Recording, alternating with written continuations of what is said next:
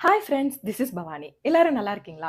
இப்போ நீங்க ஒரு இடத்துல போயிட்டு இருக்கீங்க. லைக் எக்ஸாம்பிள், ஒரு ஸ்டெப்ஸ்ல மேல இருந்து கீழே நடந்து வந்துட்டு இருக்கீங்க.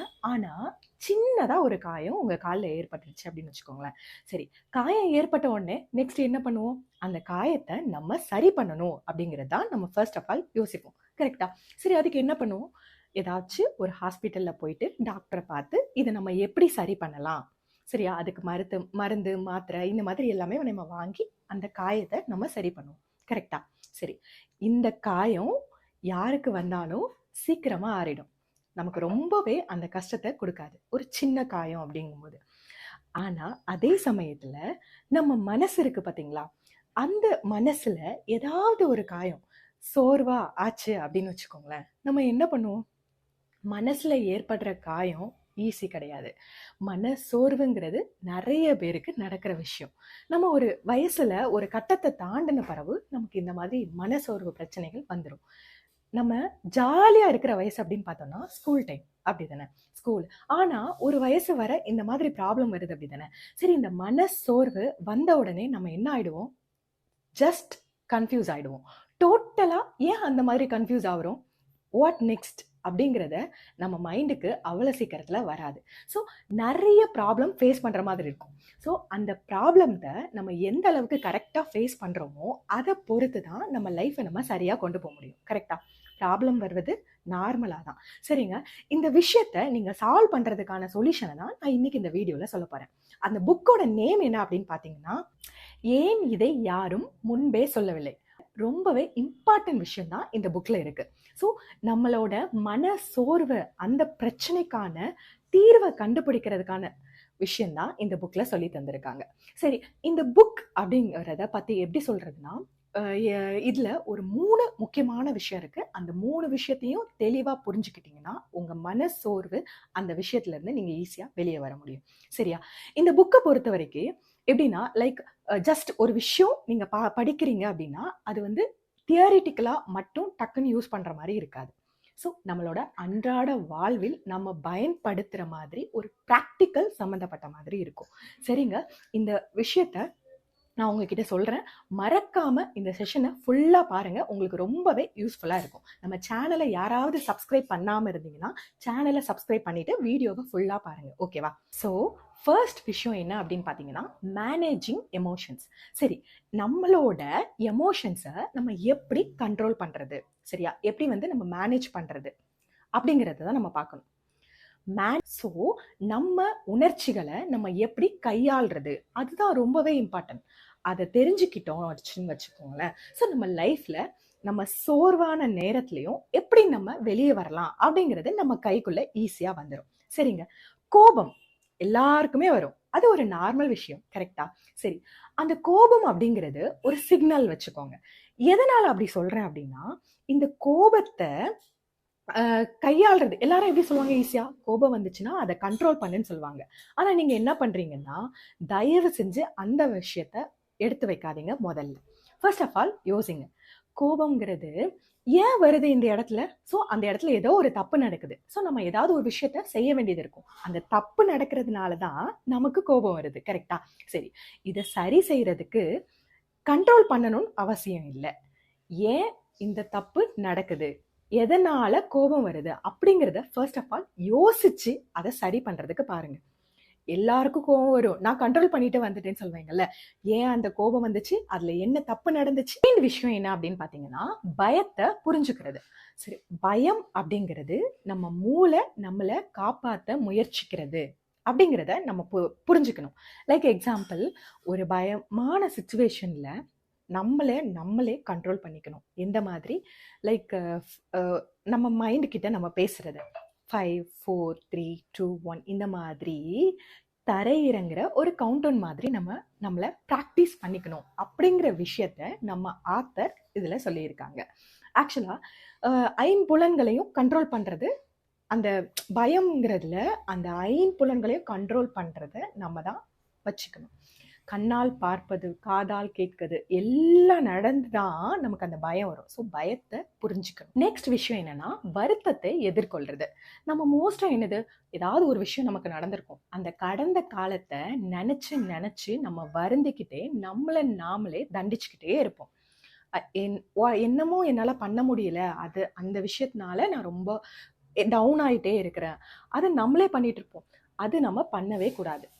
அந்த கடந்த கால விஷயத்த எப்படியுமே மாத்தவே முடியாது. ஸோ அதுல நம்ம என்ன கத்துக்கிட்டோம் அப்படிங்கிறது மட்டும்தான் இம்பார்ட்டன்ட்டே தவிர அதே நினைச்சு வருந்தக்கூடாது. எப்படி சொல்லுவாங்க, இப்போ வெள்ளம் வருது அப்படின்னு சொல்றாங்க, அந்த வெள்ளத்தை போய் தடுத்து நிறுத்தணும் அப்படின்னு நீங்க போய் நின்னீங்கன்னா காயத்தோட தான் வருவீங்க. பட் அதை எப்படி கம்மி பண்றது, அந்த சிச்சுவேஷனை ஒரு ப்ராப்ளம் அப்படின்னா அதில் எப்படி அதை வந்து சரி பண்ணுறதுக்கு நம்ம எப்படி டேலண்டாக யோசிக்கிறோங்கிறது தான் முக்கியம். நடந்து முடிச்சதை யாராலையும் மாற்ற முடியாது. செகண்ட் விஷயம் என்ன அப்படின்னு பார்த்தோம்னா, மன சோர்வை நாம முறியடிக்கணும். அதுக்கு என்ன பண்ணணும், ஏதாச்சும் ஒரு விஷயத்த நீங்க பண்ணும்போது ரொம்ப இப்போ நீங்க ஆல்ரெடி சோம்பேறியா இருக்கீங்க அப்படின்னு வச்சுக்கோங்களேன், அந்த மாதிரி நேரத்துல இந்த மன சோர்வு அதிகமாகும். ரொம்ப டயர்டா இருக்கேன், எதுவுமே பண்ண மாட்டேன் அப்படிங்கிற மாதிரி, அதாவது மனசு டயர்டா இருக்கிறது, ஒரு வேலை இருக்கும் அதை நீங்க கரெக்டா பண்ண மாட்டீங்க. அப்படி இருக்கும்போது மனசோர்வு இன்னும் ஜாஸ்தியா தான் ஆகும். ஸோ அந்த மாதிரி டைம்ல 5 minutes அதை ஹேண்டில் பண்ணுங்கன்னு சொல்லிட்டு இந்த ஆத்தர் சொல்லியிருக்காரு. லைக் எக்ஸாம்பிள், ஒரு புக் ரீட் பண்றதா, அது ஜஸ்ட் 5 minutes பண்ணுங்க. எக்ஸசைஸ் பண்ணுமா, அதையும் ஒரு 5 minutes பண்ணுங்க. ஸோ இந்த மாதிரி நீங்க பண்ணீங்க அப்படின்னா அதுக்கப்புறமா அதை இன்னும் ஜாஸ்தி பண்றதுக்கு அதுவே தோன்றும். ஸோ மன சோர்வை வந்து நம்ம அதிகப்படுத்தக்கூடாது. இந்த விஷயம், தவறான சிந்தனையை சரி செய்யுங்க. நீங்க ஆல்ரெடி ரொம்பவே சோர்வா இருக்கீங்க அப்படின்னு வச்சுக்கோங்க, சோம்பேறித்தனமா இருக்கும்போது உங்க மனசு சொல்லிக்கிட்டே இருக்கும், நீ வந்து ஒரு மிகப்பெரிய தோல்வியாளன் அப்படிங்கிற மாதிரி ஒரு விஷயத்த உங்ககிட்ட சொல்லும். ஸோ நீங்க அதனால என்ன நினைச்சுப்பீங்க, ஓகே நம்மளால எதுவுமே பண்ண முடியாது, நம்ம ஒரு ஃபெயிலியர் தான் அப்படிங்கிற ஒரு ஃபீல் வந்துடும். ஸோ அதை வந்து அப்படி வந்துச்சு அப்படின்னா ஜஸ்ட் உங்க மனசுகிட்ட நீங்க பேச கத்துக்கோங்க, உங்ககிட்ட நீங்க பேசுங்க. ஓகேவா? இந்த மாதிரி ஒரு கொஸ்டினை கேளுங்க, நான் இப்படிதானா, என்னால ஒரு விஷயத்த சாதிக்க முடியாதா, இதுல என்ன தவறு நடந்திருக்கு அப்படிங்கிறத சரி செய்யறத உங்ககிட்ட நீங்களே பேசி அதை சரி பண்ண கத்துக்கோங்க. சரியா? ஜஸ்ட் பேசுங்க, சரியாகும். நெக்ஸ்ட் விஷயம் என்ன அப்படின்னு பாத்தீங்கன்னா, சுயமரியாதையை மேம்படுத்துதல். அதாவது என்ன அப்படின்னா, உங்களை நீங்களே விமர்சிப்பீங்க பாத்தீங்களா, கொஞ்சம் பேட் இம்ப்ரெஷன் கொடுத்து, அந்த மாதிரி பண்றத தயவு செஞ்சு தவிர்த்துருங்க. உங்ககிட்ட ஒரு குட் இம்ப்ரெஷன் தான் இருக்கணும். சரியா? ஸோ இப்போ கண்ணாடி முன்னாடி நின்று நார்மலா நீங்களே பேசுங்களேன், நான் வந்து என்னோட விஷயத்துல கண்டிப்பா நான் ஒரு பெஸ்ட் பர்சனாக தான் இருப்பேன். ஸோ உங்களுக்கு நீங்க தான் பெஸ்ட் ஃப்ரெண்ட். சரியா? நான் எந்த விஷயத்தையும் கரெக்டா பண்ணுவேன் அப்படின்னு சொல்லிட்டு உங்களுக்கு நீங்களே ஒரு ஆறுதல் கொடுக்குற பர்சனா இருக்கணும். குட் ஃப்ரெண்டாவும் ஒரு நண்பரா. என்னடா தனியாவே பேசினா நம்ம லூஸ் அப்படின்னு கிடையாது. ஃபர்ஸ்ட் ஆஃப் ஆல், நம்ம ஒரு விஷயத்துல ஒரு பாசிட்டிவிட்டி இருந்துச்சு அப்படின்னா அது நம்ம முழுசா நம்பணும். ஸோ அதுக்காக தான் நம்மளை நாமளே குறைச்சு விமர்சிக்க கூடாது. ஸோ நம்ம சோம்பேறியா இருக்கும்போது அது நம்ம மனசுக்கிட்ட தேவையில்லாத தப்பு தப்பான விஷயத்தெல்லாம் சொல்லி அது நம்ப வைக்கும். ஸோ நீங்க அதுல மட்டும் நம்பிடாதீங்க, உங்களை நீங்களே காப்பாத்திக்கோங்க, அதுல இருந்து வெளியில வந்துருங்க. சரியா? தேர்ட் விஷயம் என்ன அப்படின்னு பாத்தீங்கன்னா, ஆரோக்கியமான உறவுகளை நம்ம மேம்படுத்துது. அதாவது எப்படின்னா, நம்மளை சுத்தி ஒரு நல்ல உறவுகள் இருந்தாதான் நம்ம கிட்டயும் ஒரு பாசிட்டிவிட்டி கிடைக்கும்.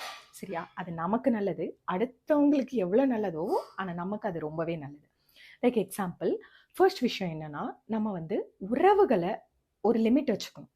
இப்போ உறவுகளுக்கு ஒரு எல்லை அப்படின்னு சொல்லுவாங்கல்ல, அதுதான். அதாவது ஒரு உறவு அப்படின்னா அதை நீண்ட கால உறவா நம்ம வச்சுக்கிறதுக்கு அது ஓகேவா, அது நமக்கு தகுதியானவங்களா அப்படிங்கிறது நம்ம கையில தான் இருக்கு. தேவையில்லாத நமக்கு வந்து ஒரு நெகட்டிவிட்டியே நம்ம கிட்ட தந்துட்டு இருப்பாங்கல்ல, அந்த மாதிரி உறவுகள் நமக்கு வேணாம். ஸோ நீங்க தான் அந்த லிமிட்டை ஃபிக்ஸ் பண்ணணும். இந்த உறவு வேணாம் அப்படின்னா அதை வந்து தைரியமா நோ சொல்லணும், அவங்க மனசு கோணாம சொல்லணும். அது உங்க கையில தான் இருக்கு. தேவையில்லாம உங்களோட ஆற்றலையும் நேரத்தையும் அடுத்தவங்களுக்காக நீங்க செலவு பண்ணிட்டு இருக்காதீங்க. நெக்ஸ்ட் விஷயம், உண்மையான உறவுகளின் பங்கு. அதாவது உங்களுக்கு உண்மையிலே வேல்யூ கொடுக்குறவங்க, உங்களோட வார்த்தை இருக்கு பாத்தீங்களா, அந்த வார்த்தைக்கு மதிப்பு கொடுக்குறவங்க, உங்களோட அன்பை முழுசா ஏத்துக்கிறவங்க. ஸோ இன்னொரு விஷயம், உங்களுக்கு பாசிட்டிவிட்டி கொடுக்குற பீப்புள். ஸோ இந்த மாதிரி பீப்புளை மட்டும் நீங்க உங்ககிட்ட வச்சுக்கோங்க. சரியா? அதாவது தேவையில்லாத நீ ஒரு விஷயத்த செய்யற, நீ இதை பண்றதுக்கு நீ இது இப்படி பண்ணலாம் அப்படி பண்ணலாம் அப்படிங்கிற மாதிரி உன்னை குறை சொல்லுவாங்க பாத்தீங்களா, அந்த மாதிரி பீப்புளை தயவு செஞ்சு கொஞ்சம் தள்ளி வைங்க. அதனால நமக்கு ரொம்ப மனசுல டென்ஷன்ஸ் வந்து அதிகமா வராது. அதை கூட நம்ம கண்ட்ரோல் பண்ணலாம். நெக்ஸ்ட் விஷயம், வாக்குவாதங்களை தவிருங்கள். அதாவது எப்படின்னா, உங்களுக்கு கோவம் வருது அப்படின்னு வச்சுக்கோங்க, டக்குன்னு அதை வந்து வெளியப்படுத்தி பெரிய பிரச்சனையை ஆக்குறதுல இது பண்ணாதீங்க. அந்த டைம் சைலண்டா இருங்க. நெக்ஸ்ட் எப்படி அதை வந்து மெதுவா சைலண்டா நம்ம ஹேண்டில் பண்ணலாம் அப்படிங்கிறத மட்டும் யோசிங்க. ஸோ நிதானமா பேசுனீங்க அப்படின்னா நிறைய தேவையற்ற சண்டைகளெல்லாம் நம்ம தவிர்த்திடலாம்.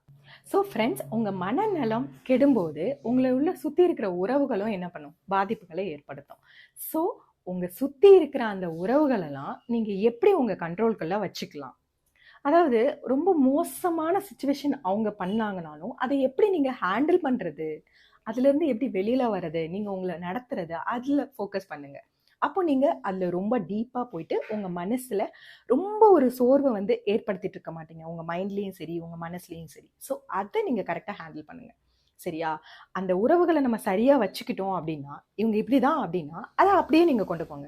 அப்படின்னா நம்மளுக்கு எந்த பிரச்சனையும் வராது, நம்ம லைஃப் கரெக்டா போகும். சரி ஃப்ரெண்ட்ஸ், இந்த புக்கோட டாபிக் மாதிரியே ஏன் இதை யாரும் முன்னாடியே சொல்லல அப்படி சொல்லிட்டு தயவு செஞ்சு வருத்தப்படாதீங்க. இப்ப தெரிஞ்சுக்கிட்டீங்கல்ல, ஒரு மன போராட்டத்தை நம்ம எப்படி ஹேண்டில் பண்றது, முக்கியமான அந்த 3 விஷயம், நம்மளை சுத்தி இருக்கிற உறவு, நம்ம எப்படி அந்த எமோஷன்ஸ் எல்லாம் கண்ட்ரோல் பண்றது, நம்ம எப்படி நம்ம அந்த மன சோர்வு இருக்கும்போது நம்ம எப்படி நம்மளை ஹேண்டில் பண்றது, அதாவது சோம்பேறியா இருக்கிற சுச்சுவேஷன்லயும் இந்த விஷயத்த நீங்க ஃபாலோ பண்ணீங்க அப்படின்னு வச்சுக்கோங்களேன், நிச்சயமா அந்த மன சோர்வுல இருந்து நீங்க வெளியில வரலாம்.